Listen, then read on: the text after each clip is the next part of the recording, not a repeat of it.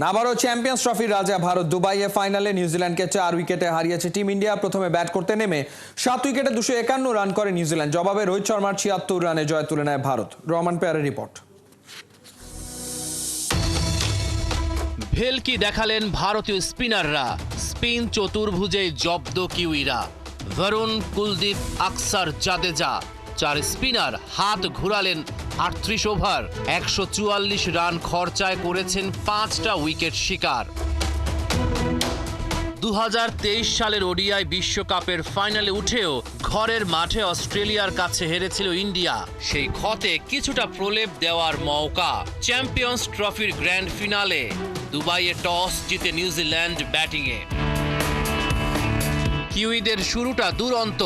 প্রথম 5 ওভারেই 37 রান তুলল।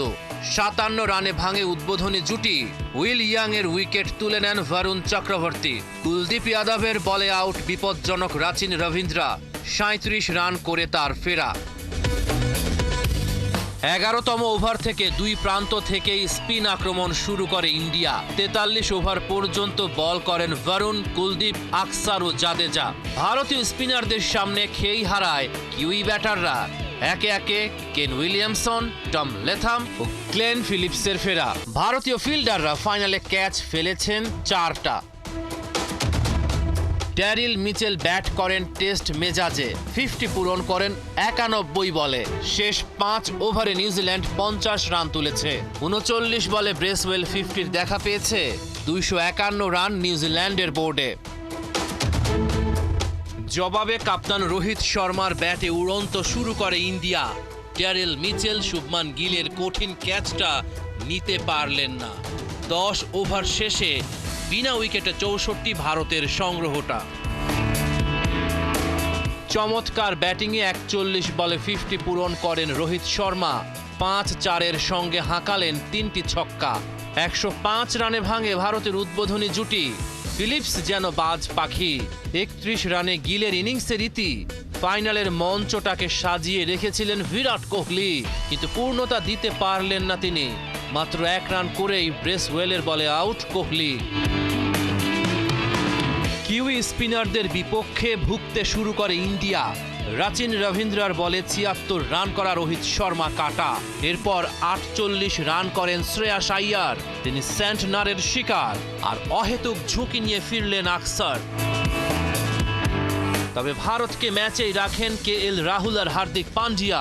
শেষ পর্যন্ত দুরন্ত জয় তুলে নেয় team India. Men in blue আবারও চ্যাম্পিয়ন্স ট্রফির রাজা। রহমান পেয়ার, 71। রোহিত শর্মা ক্যাপ্টেন্সির অযোগ্য, নেই আগের মতো ধার, দলে ওভার রেটেড প্লেয়ার। একদিন আগ পর্যন্ত এমন কথাই ঘুরেছে ভারতীয় মিডিয়ায়, কিন্তু সময় খারাপ গেলেও ক্লাস যে পার্মানেন্ট তা আরও একবার স্মরণ করিয়ে দিলেন টিম ইন্ডিয়া ক্যাপ্টেন। নিউজিল্যান্ডের বিপক্ষে মেগা ফাইনালে কিউইদের রীতিমতো শাসন করলেন। রোহিতের কামব্যাক ইনিংসের বিস্তারিত পার্থবণিকের রিপোর্টে। চ্যাম্পিয়ন্স ট্রফিতে খুঁজে পাওয়া যাচ্ছে না রোহিতকে। ফর্মহীন ভারতীয় ক্যাপ্টেন ভক্তদের রোষানলে। সবার একটাই প্রশ্ন, গ্রুপ পর্ব গেল, সেমিও গেল, চ্যাম্পিয়ন্স ট্রফিতে রোহিত শর্মার ব্যাটে রান কোথায় হারালো? উত্তর, স্কোয়ার দিয়ে এই বিশাল ছক্কা।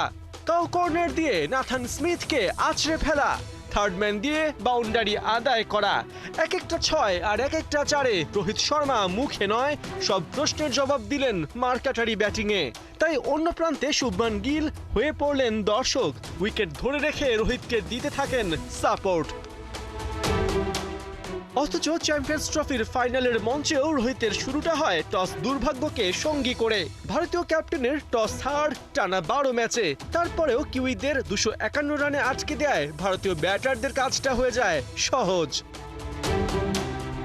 লক্ষ্য তাড়া করতে নেমে কাইল জেমিসনের দ্বিতীয় বলেই রোহিতের বিশাল ছক্কা বুঝিয়ে দেন এই ম্যাচে ওর টার্গেট ওই শিরোপা। পরের ওভারে ওরকের উপরেও চড়াও হন রোহিত। 2 বাউন্ডারিতে কাঁপিয়ে দেন কিউইদের ভিত। নিউজিল্যান্ড পেসারদের মাঝে নাথান স্মিথও রোহিতের কোপ থেকে বাদ পড়েননি। 92 মিটারের বিশাল ছক্কায় নাথানকে বানিয়ে দেন নাদান। 11তম ওভারের প্রথম বলে রোহিত শর্মা ফের কাঁপান দুবাইয়ের গ্যালারি। 41 বলে পূরণ করেন তার 50। 5 বাউন্ডারি আর 3 ছক্কায় 58তম ওয়ানডে 50 রোহিতের খাতায়। তবে এখানেই শেষ না, সময়ের সাথে সাথে রোহিত ঘোরাতে থাকেন রানের চাকা। আফসোস, কাছাকাছি গিয়েও পাননি সেঞ্চুরির দেখা। ২৭তম ওভারে রোহিতকে থামান রাচিন রবীন্দ্রা। ডাউন দ্য উইকেটে খেলতে এসে বল মিস করলে স্টাম্প ভেঙে দেন কিপার ল্যাথাম। ৭৬ রানে রোহিতকে ফেরান প্যাভিলিয়ন। তবে শতক না পেলেও নিজ ব্যাটে রোহিত বুঝিয়ে দিলেন বয়স বাড়লেও তার ব্যাটে ধার কমেনি খানিকও। পার্থ বণিক, ৭১। চ্যাম্পিয়ন্স ট্রফিতে অপেশাদারিত্বের ষোলকলা পূর্ণ করে ফেলেছে ভারতীয়রা। রোহিত কোহলিদের সামলাতে নিউজিল্যান্ড কি প্রস্তুতি নিচ্ছিল সেটা বাইরে এসে বলে বেড়াচ্ছে তাদের ক্যাম্পে থাকা ভারতীয় নেট বোলাররা। একজন তো আবার ইন্ডিয়ান বার্তা সংস্থা ANI এর সাথেও খোলামেলা কথা বলেছে, জানিয়েছে কিউইদের পরিকল্পনার কেন্দ্রে টিম ইন্ডিয়ার স্পিনার রবীন্দ্র জাদেজা। বিস্তারিত খালিদ জামিলের রিপোর্টে। ক্রিকেটে ভারতীয়দের দাদাগিরি নিয়ে বেশ আগে থেকেই চলে আসছে আগডুম বাগডুম আলোচনা। তার উপর এবারের চ্যাম্পিয়ন্স ট্রফিতে একই হোটেলে থেকে অভিন্ন ভেন্যুতে খেলায় টিম ইন্ডিয়ার সমালোচনায় রীতিমতো ঢাকঢোল জাজর বাজতে শুরু করেছে। আগের ম্যাচগুলো পাকিস্তানে খেলে ফাইনালের মহারণের আগে দুবাইয়ে কিছুটা প্রস্তুতি সারার সুযোগ পেয়েছে নিউজিল্যান্ড, আর সেখানেই ঘটেছে আরেক কাণ্ড। প্রস্তুতির জন্য নেট বোলার হিসেবে নিউজিল্যান্ডের নেটে নেওয়া হয়েছিল ভারতীয়দেরও, আর সেখান থেকে বেরিয়ে টিম ইন্ডিয়াকে নিয়ে ব্ল্যাক ক্যাপরা কেমন পরিকল্পনা সাজিয়েছে তা দিব্যি তারা বলে বেড়াচ্ছে চারদিকে। সেই সুবাদে ম্যাচের আগেই সম্ভবত ভারতের চায়ের দোকানি থেকে প্রধানমন্ত্রী পর্যন্ত সবাই জেনে যায় নিউজিল্যান্ডের ব্যাটাররা ফাইনালে কোন বোলারকে ধরে আর কাকে ছেড়ে খেলতে চায়, যদিও যে কোনো দলের জন্যই সেটা হওয়ার কথা ক্লাসিফাইড ইনফরমেশন।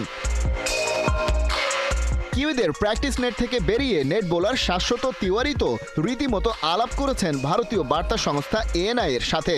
শনিবার তিনি বলেছিলেন নিউজিল্যান্ডের ব্যাটারদের বল করার সুযোগ তার হয়েছিল।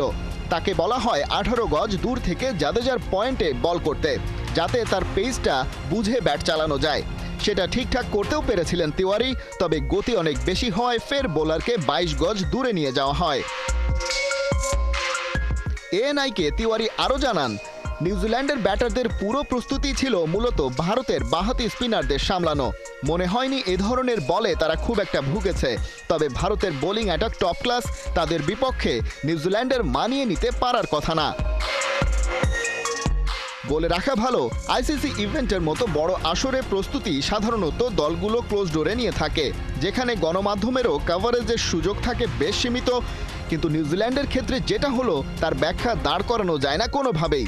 কিউই ম্যানেজমেন্টের খামখেয়ালিকে এক্ষেত্রে সবার আগে দায়ী করা যেতে পারে বটে, কিন্তু নিউজিল্যান্ড হয়তো কোনো নেট বোলার কিংবা কোনো গণমাধ্যমের কাছ থেকে এতটা আনপ্রফেশনালিজম আশাই করেনি।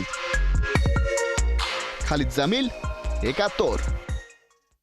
টাইগার ক্রিকেটে প্রতিভার অভাব নাই, তবুও কেন বিশ্বমানের পারফর্মার বের হচ্ছে না? কদিন আগে নির্বাচকের দায়িত্ব ছাড়া হান্নান সরকার বলছেন প্রতিভাবানরা হারিয়ে যাচ্ছে সঠিক দিক নির্দেশনা আর ভালো মানের কোচিং এর অভাবে।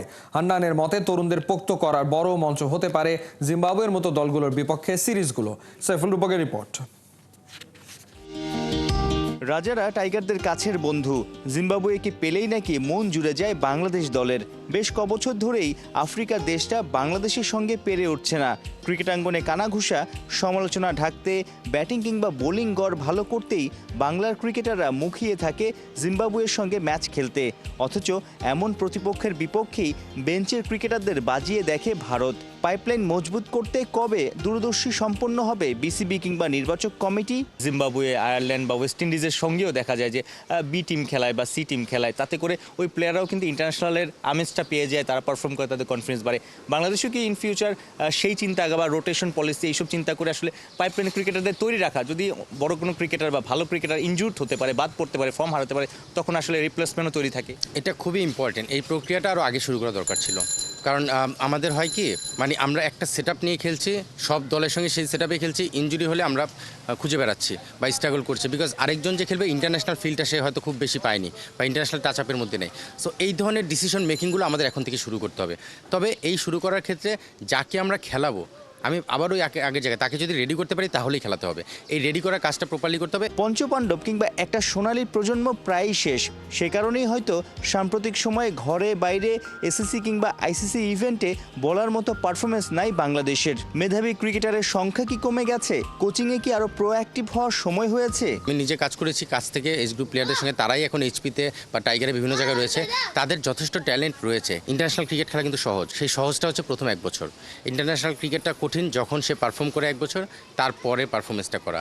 বিকজ অপোনেন্ট দল কিন্তু তখন তাকে নিয়ে প্রচুর হোমওয়ার্ক করে, অ্যানালিসিস করে তার উইক পয়েন্ট বের করে ফেলে। আমি নিজে প্র্যাকটিক্যালি আমার লাইফ থেকে সেটা শিখেছি। তো সেই জায়গা থেকে আমার কাছে মনে হয় যে কিছু প্লেয়ার রয়েছে যারা যথেষ্ট ক্যাপাবল, তাদেরকে রেডি করে তারপরে ইন্টারন্যাশনাল লেভেলে নিলে তারা ঠিক একইভাবে 10, 12, 15 বছর হয়তো সার্ভিস দিতে পারবে। 1 বছর জাতীয় দলের নির্বাচকের দায়িত্বে থাকা হান্নান সরকার বিসিবির চাকুরি ছেড়ে বর্তমানে কোচিংয়ে মনোযোগী। ঢাকা আবাহনীর ওস্তাদের কথাতে পরিষ্কার, ঘরোয়া ক্রিকেটের মান না বাড়লে আন্তর্জাতিক অঙ্গনে নিচের সারিতেই থাকবে টিম বাংলাদেশ। ডোমেস্টিক ক্রিকেটে পারফরমেন্স দিয়ে জাজমেন্টটা করা যাবে না, কারণ আমাদের ডোমেস্টিক ক্রিকেট ইন্টারন্যাশনাল ক্রিকেটের সঙ্গে বেশ পার্থক্য রয়েছে, সেটা আমরা সময়ের সঙ্গে সঙ্গে সবসময় দেখেছি।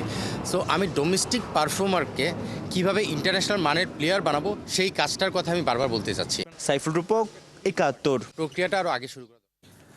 ঢাকা প্রিমিয়ার লিগ দেখলো রান বন্যার রেকর্ড। ডিপিএল এর ইতিহাসে দলীয় সর্বোচ্চ 422 রান তুলল প্রাইম ব্যাংক ক্রিকেট ক্লাব। মিরপুরে ব্রাদার্স ইউনিয়নের বিপক্ষে টস হেরে ব্যাট করতে নামে প্রাইম ব্যাংক। শুরু থেকে অ্যাটাকিং মুডে খেলতে থাকেন দু ওপেনার নাইম শেখ ও সাব্বির হোসেন। 140 রানে ভাঙে তাদের উদ্বোধনী জুটি। সাব্বির ফিরে গেলেও নাইম ছিলেন অপ্রতিরোধ্য।